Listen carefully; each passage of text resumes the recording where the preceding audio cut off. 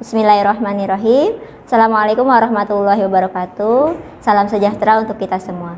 Apa kabar anak-anakku kelas 12 TI 1, 2, dan 3? Semoga kalian tetap sehat dan tetap beraktivitas seperti semula. Oke, perkenalkan, nama saya Isti Wanita. Pada kesempatan kali ini saya akan membahas tentang produk kreatif dan kewirausahaan. Produk kreatif dan kewirausahaan kelas 12, kompetensi keahlian teknik elektronika industri. Adapun yang akan kalian pelajari selama 1 tahun ke depan yaitu mengenai konsep dasarnya. Ada 3 kata di sana, yaitu produk, kreatif, dan kewirausahaan. Yang pertama adalah produk. Produk adalah barang atau jasa yang dibuat dan ditambah gunanya atau nilainya dalam proses produksi dan menjadi hasil akhir dari proses produksi tersebut. Sedangkan kata yang kedua adalah kreatif. Kreatif di sini memiliki arti memiliki daya cipta atau memiliki kemampuan untuk menciptakan. Dan yang terakhir adalah kewirausahaan. Kewirausahaan terdiri dari 2 kata, yaitu wira dan usaha. Wira adalah berani, sedangkan usaha adalah daya upaya atau kegiatan dengan mengerahkan tenaga, pikiran, atau badan untuk mencapai suatu maksud.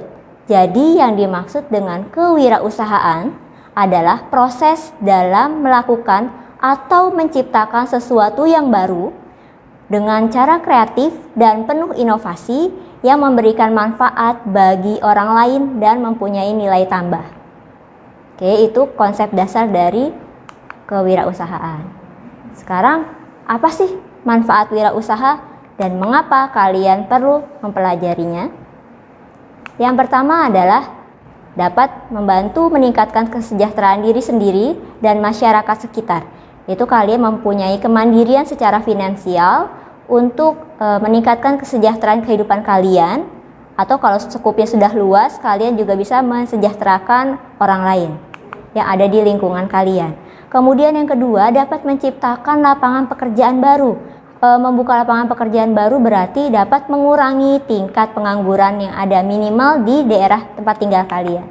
Kemudian yang ketiga adalah memberikan peluang untuk melakukan perubahan. Contoh, kalian memproduksi satu barang yang baru dari limbah, kemudian menjadi nilai yang berguna. Seperti itu. Jadi bahan yang dapat kalian manfaatkan lebih besar lagi. Kemudian yang terakhir adalah memberikan peluang untuk mencapai potensi diri sepenuhnya. Kalian bisa mengatur kehidupan kalian. Kalian bisa mengerahkan seluruh potensi kalian untuk menyalurkan hobi dan lain-lain. Jadi kalian bisa mencapai potensi diri. Inilah benar-benar kalian. Kalian mau buat apa? Karena itu semua kalian mengatur. Kalian juga bertanggung jawab atas diri kalian sendiri. Dan ke depan rencana dari mulai perencanaan, pengelolaan sampai akhir itu adalah mencerminkan potensi yang ada pada diri kalian sendiri. Saya akan mereview dulu materi yang pernah kalian pelajari di kelas 11, yaitu yang pertama, kalian sudah mempelajari sikap dan perilaku dari wirausaha. Apa sih sikap dan perilaku wirausaha yang harus kalian punya, yang harus setiap pengusaha itu punya? Yang pertama adalah setiap pengusaha itu harus mempunyai motivasi yang tinggi. Kalau dia tidak mempunyai motivasi yang tinggi, maka tidak dapat merealisasikan ide-ide atau gagasannya untuk menciptakan sesuatu. Kemudian juga selain motivasinya tinggi, komitmennya tinggi. Motivasi adalah dorongan awal. Kalau dorongan awalnya sudah tinggi, kemudian harus disertai dengan komitmen agar dia terus dapat mempertahankan apa-apa yang sudah direncanakan dan sampai menghasilkan dan terus berkelanjutan. Seperti itu. Selain motivasi, komitmen juga harus pekerja keras, di mana kalian tidak mudah untuk gagal, tidak mudah untuk menyerah. Bangkit lagi, kemudian berusaha lagi semaksimal mungkin. Kemudian juga berani mengambil resiko. Wirausahawan atau pengusaha itu harus berani mengambil resiko. Setiap kegiatan, setiap hal-hal yang kita hadapi itu pasti punya resikonya. Namun seorang yang berhasil adalah seseorang yang dengan sungguh-sungguh dan penuh percaya diri berani mengambil setiap resiko. Gitu. Selanjutnya adalah mampu membuat keputusan-keputusan yang tepat. Jadi kalau ada suatu masalah, dia dapat berpikir dengan cepat apa yang harus dikerjakan. Seperti itu. Kemudian juga ada pantang menyerah. Selain pantang menyerah, harus jujur. Segala sesuatu yang dilandasi dengan kejujuran, hasilnya pun akan baik. Selanjutnya adalah bertanggung jawab. Kalau sudah melaksanakan atau memulai sebuah pekerjaan, harus bertanggung jawab. Apapun yang terjadi, mau itu keadaannya baik ataupun buruk, kalian harus tetap di sana untuk memperbaiki keadaan supaya lebih baik lagi. Dan yang paling penting adalah gemar berbagi. Seorang yang gemar berbagi, gemar menolong, juga nanti ke depannya akan mudah. Gemar berbagi juga mempermudah untuk membuat jaringan, dan kalian juga akan memperluas bidang usaha kalian. Oke, kalau sikap dan perilaku wirausaha, dan tadi ada beberapa hal yang harus dikembangkan sebagai wirausahawan, menganalisis peluang usaha apa saja, peluang usaha yang seharusnya ada, dan kalian harus ambil kesempatan itu. Kemudian juga sebagai wirausahawan itu harus memahami hak atas kekayaan intelektual, di mana ada hak-hak dari para intelektual atau seseorang yang sudah menciptakan karya. Kalian harus bisa menghargai hak mereka, jangan mengambil dari hasil karya orang lain dan kalian merasa memiliki bahwa itu adalah hasil karya kalian itu tidak baik. Contoh kecil saja, apabila kalian mengerjakan sesuatu pekerjaan atau membuat produk, kalau itu memang punya orang lain, jangan langsung ditiru seperti itu. Itu contoh kecil aplikasi di kehidupan sehari-hari. Kalau kalian membuat tugas, jangan langsung nyontek semua dan mengaku-aku itu adalah buatan kalian. Itu tidak baik. Jadi kalian harus tahu, memahami hak atas kekayaan intelektual. Kemudian selanjutnya ini yang pernah kalian pelajari adalah belajar tentang konsep desain, pembuatan prototipe, menganalisis biaya produksi, pengujian kesesuaian fungsi prototipe produk. Nah, sekarang kita langsung, apa sih materi yang akan kalian pelajari selama kelas 12? Yang pertama, kalian akan mempelajari tentang produksi massal. Dimana nanti apa sih maksudnya produksi massal, kemudian ciri-cirinya seperti apa, karakteristiknya seperti apa, dan jenis-jenis yang lain-lain. Selanjutnya, kalau kalian sudah mengetahui apa itu produksi massal, maka selanjutnya materi adalah perakitan produk berupa barang atau jasa. Setelah itu, menganalisis prosedur pengujian kesesuaian fungsi. Jadi kalau sudah dirakit, kemudian sudah jadi rakitannya, dianalisis lagi, sesuai nggak sih dengan fungsinya yang seharusnya kita rencanakan sebelumnya. Setelah itu, kalau sudah dianalisis, dievaluasi, apakah ini sudah sesuai dengan rancangan sebelumnya atau tidak. Kemudian selanjutnya adalah pemaparan produk. Paparan produk bisa berupa deskriptif, naratif, argumentatif, dan persuasif atau ajakan. Kemudian selain kita memaparkan produk yang sudah kita buat, selanjutnya adalah promosi. Promosi itu bisa macam-macam. Kalau sekarang tergantung dari bisnis atau alahan kalian mau pilih apa, apakah online atau offline. Jadi medianya atau perantaranya untuk promosi pun disesuaikan dengan kebutuhan. Selain itu, kita lihat pemasarannya seperti apa. Apakah pasarannya online, maka langkahnya seperti apa, atau offline atau bertemu langsung dan lain sebagainya. Dan yang tidak kalah penting dan terakhir adalah membuat laporan keuangan. Apakah kalian mendapatkan keuntungan, berapa persen keuntungannya, berapa besarannya, kemudian kalau rugi, berapa besaran kerugiannya, dan semuanya harus tercatat dalam laporan keuangan. Oke, selanjutnya adalah beberapa pengertian yang harus kalian pahami. Yang pertama adalah pengertian tentang produksi. Apa sih itu produksi? Nah, di sini ada, produksi adalah kegiatan menambah nilai guna suatu benda atau menciptakan benda baru sehingga lebih bermanfaat dalam memenuhi kebutuhan. Jadi, yang namanya produksi itu menambah nilai.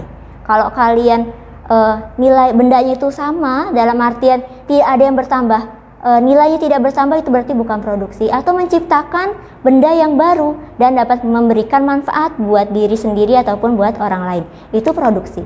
Kemudian yang selanjutnya adalah proses produksi. Kalau proses produksi adalah rangkaian kegiatan pembentukan, mengubah, dan menciptakan untuk meningkatkan nilai suatu barang. Jadi proses produksi adalah rangkaian kegiatan dari produksi itu sendiri. Selanjutnya, dalam produksi ada praproduksi dan produksi. Kalau praproduksi berarti sebelum dilaksanakan produksi. Apa saja tahapan-tahapannya? Yang pertama adalah perencanaan dan desain produk. Kenapa ini sangat penting? Karena kalau kita gagal merencanakan, berarti kita merencanakan kegagalan. Gitu. Kita harus perencanaannya matang. Apa saja yang harus direncanakan adalah menganalisis aspek-aspek perencanaan usaha berdasarkan pengamatan peluang. Jadi kalian harus tahu dalam lingkungan kalian itu apa saja peluang usaha yang bisa kalian manfaatkan, gitu ya. Kalian lihat dari sekitar apa yang masih belum terdapat di sana, baru kalian kembangkan. Kemudian yang tidak kalah penting selain peluang yang pertama, yang kedua adalah aspek pemodalan. Modalnya dari mana? Sebesar apa? Seperti itu, ya. Kemudian aspek produksi. Aspek produksi terdiri dari yang pertama adalah alat yang digunakan untuk proses produksi tersebut. Kemudian alat apa aja sih yang bisa dimanfaatkan? Alat apa aja sih yang dibutuhkan? Dan selain alat juga ada material atau bahannya. Kita perlu bahan apa? Kayak gitu. Jadi harus direncanakan dari awal. Selanjutnya adalah aspek administrasi usaha. Aspek administrasi usaha di sini yaitu pekerjanya butuh berapa orang, pekerjaannya apa, butuh berapa orang. Kalau sudah berapa orang, lalu pengaturan apa saja yang harus dikerjakan oleh orang-orang tersebut. Jadi supaya prosesnya berlangsung dengan lancar, maka kalian perencanaan pun harus tepat. Dan aspek pemasaran. Jadi kalian mau memasarkan produk yang kalian buat itu di mana? Dan yang terakhir ada resiko, mempertimbangkan resiko. Kalau kalian sudah tahu pemasarannya, juga harus menganalisis lagi. Apa sih resiko yang akan kalian temui?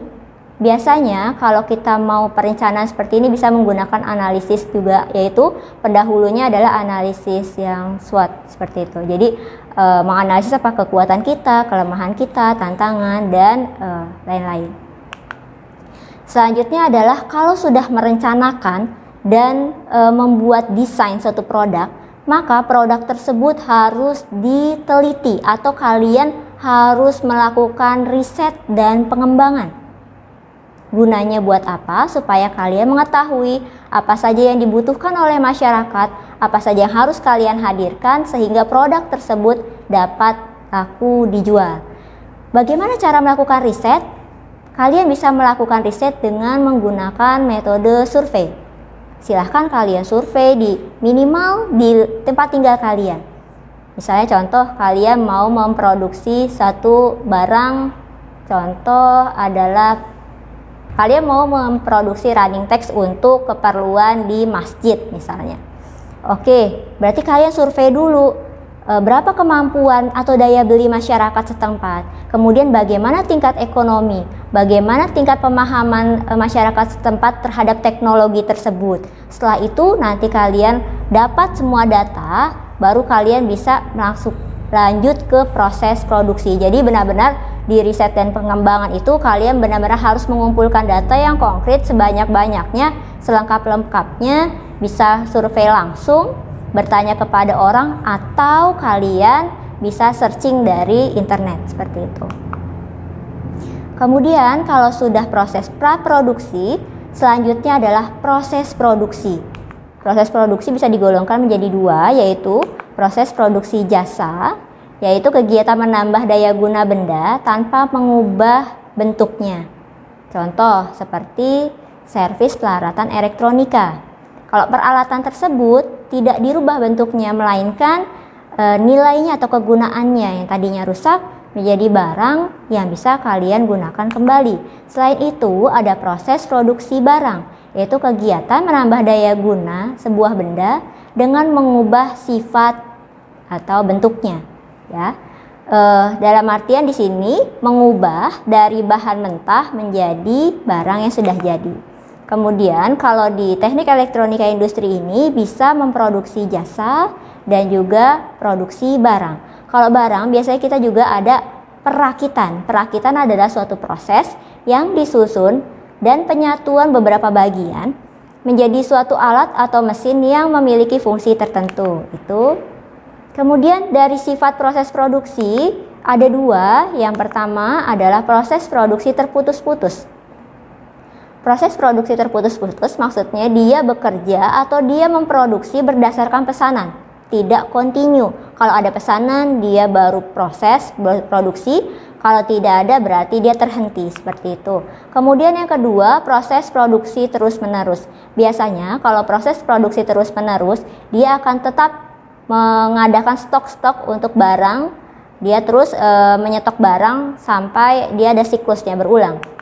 Selanjutnya adalah tugas. Nah, di sini kalian Ibu minta mengerjakan tugas dari paparan pendahuluan. Ini belum masuk materi untuk kelas 12, hanya pendahuluan. Yang pertama adalah tugas kalian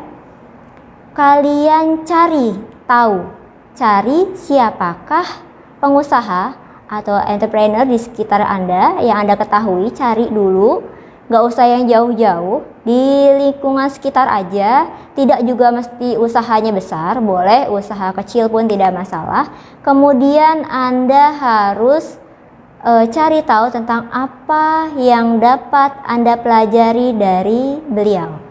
Jadi kalau kalian sudah tahu, oh kira-kira ada A, Bapak A atau Ibu B. Kemudian kalian cari tahu apa yang bisa digali dari orang tersebut.